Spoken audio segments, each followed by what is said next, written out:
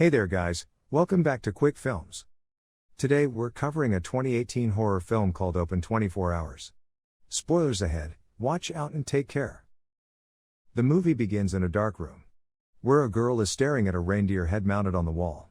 Meanwhile, she fills out a form for the job, and marks the question about being convicted of a felony. In the interim, a man arrives there who's actually the owner of the gas station. And the girl named Mary, is there for a job. The owner, Ed, inquires with her about her means of transport, upon which she states that her friend will drop her here. After the basic introductions, Ed asks her about her conviction. Upon that, Mary reveals that she set her boyfriend on fire. And for that, she spent some time in prison. Furthermore, she pleads for the job while mentioning her parole officer Tom Dugan. As the owner hears the name, he states that he knows Tom. Mary pleads for the job once again, and after some consideration, Ed agrees to have her on. Happiness springs upon her face as soon as she gets the confirmation. Ed defines that she'll have to work from 10 p.m. to 6 a.m. and it will be a night shift. Moreover, he asks her to be here at 9:30 so that someone can teach her about the cash register. Mary agrees to everything without a single complaint. Afterward, she leaves the gas station and meets her friend Debbie, who's waiting for her in the car. Mary tells her the good news that she has secured the job, and the girls decide to celebrate at 12:30. In the meantime, Mary has to meet with her parole officer at 11. So Debbie drops her off at her place. She enters the house and proceeds towards the washroom, but as soon as she opens the door, she becomes horror-stricken as she witnesses a man brutalizing a young girl and dunking her head in the water. Mary becomes frozen in one spot as the man named James asks her if you like to watch. Right with that, he lifts up his hammer and hits the girl on the head until she starts bleeding. Mary couldn't bear the sight, so she immediately closes the door and takes out some anti-delusional pills. As her breathing calms down, she's suddenly startled by Tom, who has just entered the house. He then checks the bathroom, upon which we see that there's nobody in it. Tom then takes Mary away and starts giving her instructions. He tells her to keep in continuous contact and to use the telephone. Otherwise things will become difficult for her, and she can go to jail again. After strictly advising her, Tom leaves. Following the visit, Mary walks to the park to meet up with Debbie. She stands at a shelter and starts smoking a cigarette when suddenly she notices someone in a raincoat standing a few hundred feet away. The fear rises up in her as James starts rushing towards her. Struck by horror, she turns away and suddenly comes face to face with Debbie. Upon her sight, she takes a sigh of relief, and when she looks back, there's nobody to see. Up next, we see both the friends at a cafe eating burgers. Debbie asks her about her job and wishes her the best of luck for it. After a while, Mary shares that according to her, she thought she saw James earlier. Upon her delusion, Debbie assures her that James is in jail. Moreover, she should focus on herself and keep taking the medications. Just then, Mary starts visualizing a girl, who's bleeding constantly from her head. She becomes extremely frightened. But Debbie shakes her out of the delusion. Afterward, they both get up from the table and we see that the girl is completely fine. Following lunch, Mary goes home and connects her phone. After a while, she gets a call from Tom, who's glad about her compliance and wishes her the best of luck for the job. As soon as the phone is put down, it rings again, but this time there's a woman on the other side of the line who threatens Mary by stating, "You watch my daughter die. Now I'm going to watch you die." Fright crawls in Mary's bones, as she instantly cuts the call and disconnects the wire, but it rings again. Much to her fear, she throws the phone on the ground and walks away. Later that night, Debbie picks her up and decides to go with her to the gas station on Mary's first night of the job. During their drive, Mary mentions that it's supposed to rain tonight and starts singing the song Raindrops. When Debbie stops her, she states that whenever it rained, James would call her and play this song. That's how she knew he was going to eliminate someone. Debbie then tries to console her and motivates her for her first day. After some time, they reach the Deer Market gas station and Debbie becomes reluctant as the place is in the middle of nowhere. Nevertheless, they decide to go in. As soon as both the girls get out, it starts raining heavily. Upon entering the market, they meet with a guy named Bobby, who teaches Mary about the basics of the cashing register and how to scan the items. In the interim, Debbie brings a pack of beer and buys some cigarettes, which Mary scans and successfully finalizes the transaction. After a high five, Bobby leaves to get the keys and Debbie goes away as well. Outside, she sits in the car and smokes a cigarette. Suddenly, we witness somebody in a raincoat standing at a distance, holding a hammer. Debbie slides down her window to get the smoke out when suddenly a hammer gets smashed into her face and the culprit drags her away into the pouring night.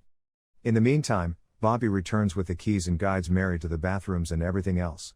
He then writes his phone number on a page, just in case she needs anything. With that being done, he wishes the best of luck to Mary and leaves the mart. Afterward, she takes a tour of the whole market. She visits the aisles, walks her way to the back office, checks the storage and strolls into the locker rooms. After her quick tour, she comes outside to smoke. As she's taking the puffs, the camera pans to the side to reflect the person in the raincoat standing behind her. Mary hears a noise behind her as well, and when she turns, there's nobody to be found. Therefore, she goes back into the mart to take a look inside, but it's empty as well. Just then the telephone rings and there's a woman on the other side who asks, "How long till you are open?" Upon which Mary answers, "Open 24 hours. As soon as the call ends, the phone rings again, and it's the same woman asking the same question. Much to Mary's horror, the phone rings for the third time, and now the woman says, "You like to watch people die?" Upon which Mary becomes scared to death and instantly cuts the call. Afterward, she leaves a voice message for Debbie to instantly call her back. In the meantime, she hears a thud from the other side. She then walks through the aisles and storage to check if there's anything, but she finds nobody there. Her search takes her to the back office in the bathroom, where she takes a moment for herself. Unfortunately, the bells ring the next instant, so she runs to the counter. Meanwhile, outside there's a truck parked for gas. The trucker walks inside and tells the amount of gas. After filling up, he grabs a beer and starts flirting with Mary. She deliberately becomes stern with him and tells him the bill. The trucker gives the credit card and leaves without it. Mary runs after him, but he has already driven away. But to her most horrific surprise, Mary witnesses a burning man on the other side of the road who's walking towards her. She becomes scared to death and accidentally punches Bobby, who's coming up behind her. After many apologies, she takes him inside and treats the bleeding area of his mouth. Bobby then states that he's here to check up on her by Ed's instructions. Mary then tells him about the trucker and his leftover credit card. Upon which Bobby tells her that he used to have an affair with the last receptionist. Therefore, he left the card here on purpose. Mary becomes disgusted with the idea and sits on the counter. Bobby then asks her about her time in prison in there. The story unravels and Mary tells him about James and why she burned him.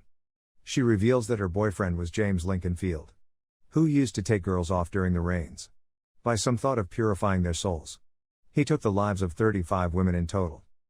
Mary then narrates that one day she returns from the job to find the basement flooded.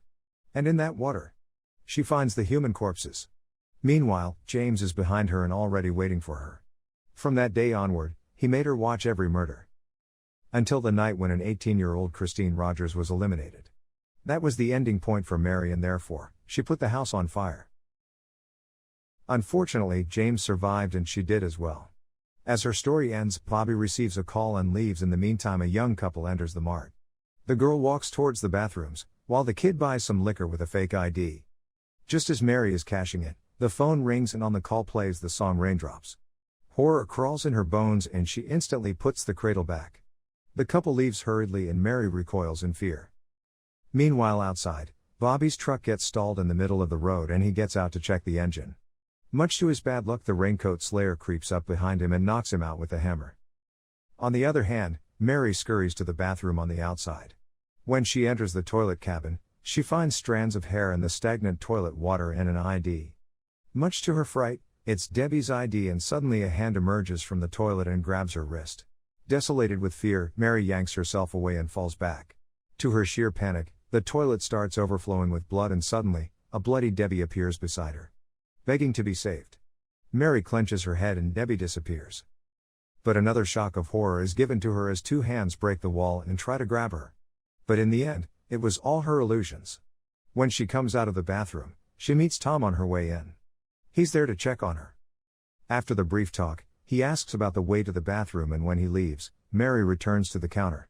Just then, someone enters the mart and it turns out to be James in his raincoat. Mary tries to convince herself that he's not real. Upon which James slaps her hard across the face. That makes her realize that he's very much real. She stands completely flabbergasted as James explains that he's here to see how she's getting along. Moreover, he defines that she's going to watch many people die tonight and she'll like it.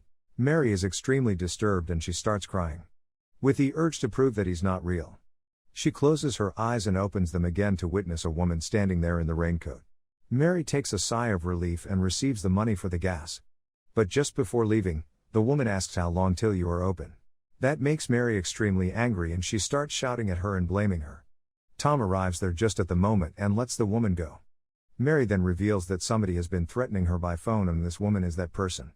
Tom scolds her for not informing him and leaves while advising her to be more vigilant about it. Up next, Mary is at the counter when Debbie's car arrives. She gets out to see it into her horror. She sees a blood-splattered message written on the windscreen stating, "You like to watch." Mary gets scared and immediately runs back inside.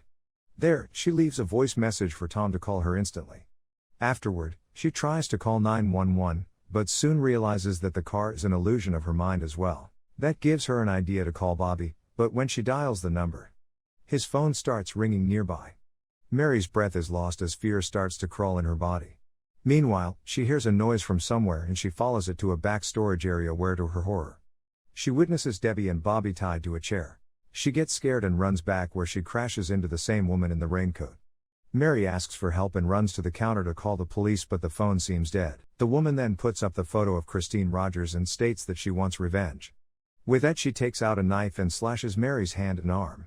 Afterward, a fight breaks out between them and Mary escapes to the storage. The woman follows her there as well and tries to break the door, but Mary shatters a glass bottle in her head and knocks her down. Unfortunately, the woman does not back away and attacks Mary again, while climbing on her chest. Just as she's about to stab her, Tom arrives and eliminates her by shooting her. After saving her life, they're both talking about the circumstances when suddenly James comes up from behind and knocks both of them out by a hammer blow. Following the fade out, Mary finds herself tied to a chair while the rest of the people are in front of her. James menacingly threatens and drags a huge mallet into the room. He then uses it to finish off Tom. Meanwhile, Bobby and Debbie also wake up and cry in fear. James then uses his unhuman nature to eliminate Debbie by strangling her with a plastic bag. Tears of agony flood Mary's face as she watches her friend die.